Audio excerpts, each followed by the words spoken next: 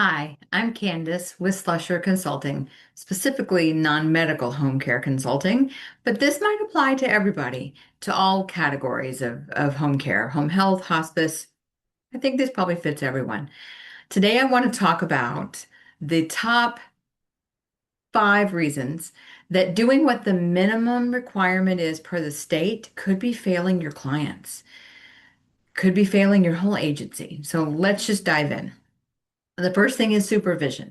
Now, in the state of Texas, for PAS anyway, the state requires supervision of your employees with your client input. So you need to make a visit to the home, but the minimum requirement is only once a year.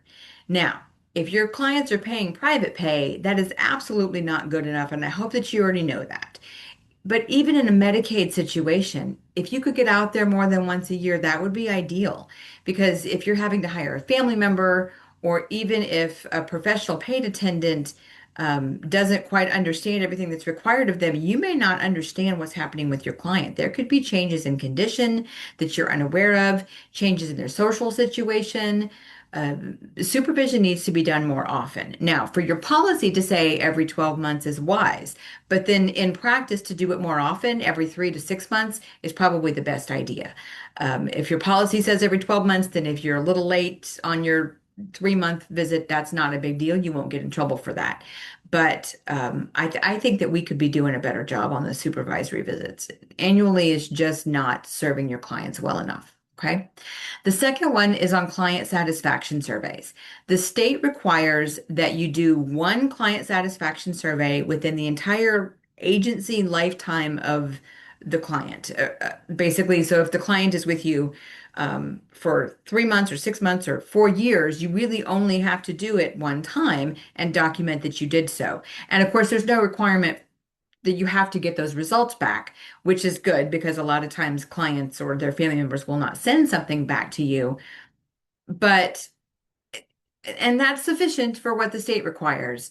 But don't you want feedback more often?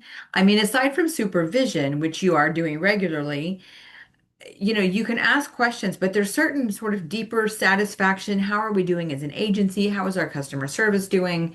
Um, there's a lot more information you could be gathering, and you need that if you have to do QAPI, and in Texas you have to do your quality assurance and performance improvement.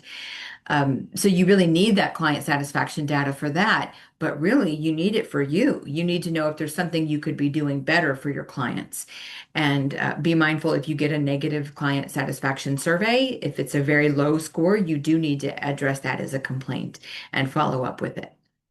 Okay, so supervision with client input, client satisfaction. The third one, emergency preparedness, both in the amount of planning that you do with your clients and also in the amount of training that you do with your staff. So, when you first hire your staff, all you can do is really talk about what you expect of them in case of an emergency. That's all theory, right? So then you're going to do at least one annual drill or activation of a plan.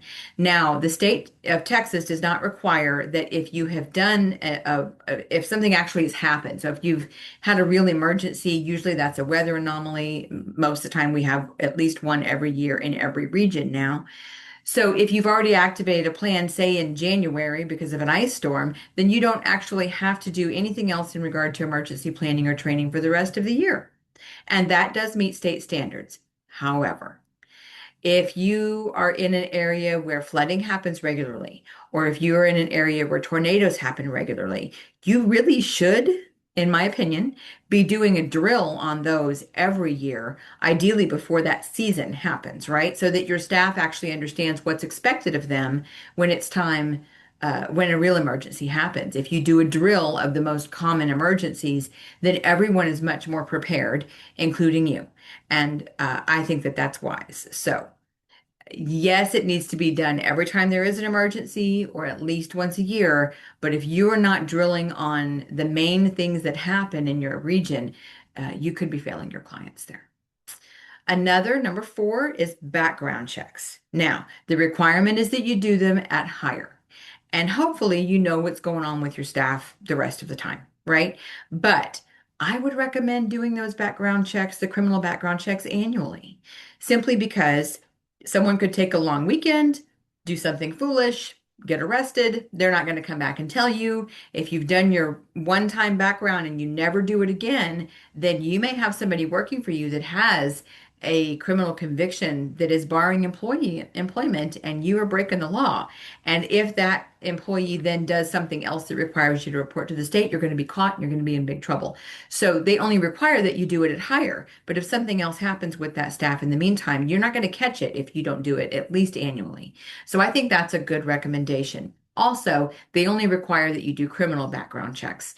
And another recommendation would be maybe to do driving records. If you're private pay and your caregivers are driving your clients in either the client's vehicle or their own vehicle, to maybe do a driving record check. I think that's about $6 a piece. And also, you can do National Sex Offender. That one is free to do online. So I think those are both good ideas.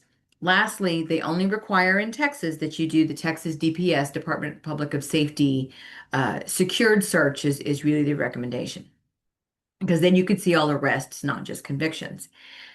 However, if that employee has any work experience or any living, outside of Texas, I highly recommend that you do a national one, because you really don't know what happened in Michigan before they moved back down here.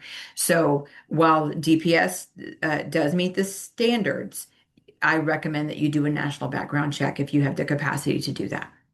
And then, okay, so that's supervision, client satisfaction, emergency preparedness, background checks, and the last one is care coordination. I love care coordination. A lot of us just fill out a form and fax it over to somebody and forget about it, and that meets the standard. However, if you are forming relationships with the other providers that are taking care of your clients, that's marketing. It's easy marketing. It's simply telling these other organizations that you are interested in the well-being of your client, that you are interested in partnering with them on their well-being, on helping to meet the agency's goals as well as yours. And I primarily mean when it comes to home health and hospice.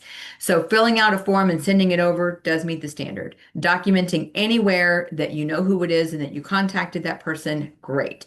Now, care coordination is if there is someone else in there who is a licensed organization. So that could mean if the client lives in assisted living, they are a licensed organization. If they have home health or hospice, they are licensed organizations.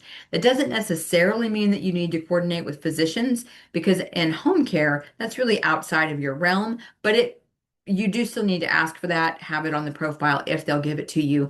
And there may be an occasion whenever someone needs to communicate with a doctor's office or an ER, anyone else who's providing care. That includes ambulance, EMS services, fire department.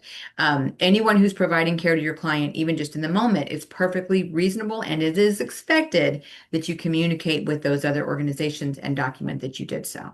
But I do find that care coordination is underutilized.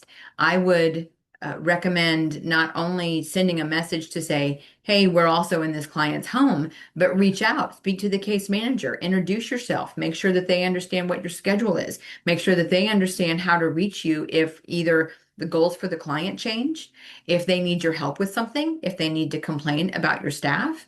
If your client's getting physical therapy through home health, I highly recommend making sure that you know when the physical therapist is coming so that your caregivers can be there to also learn to ensure that they're meeting the client's safety needs, right?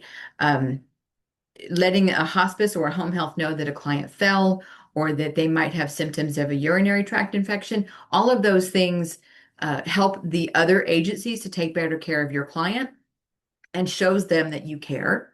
And that could be an in for marketing and referrals.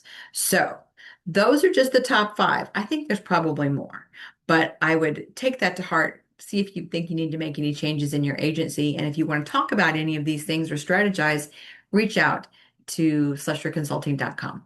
Thanks.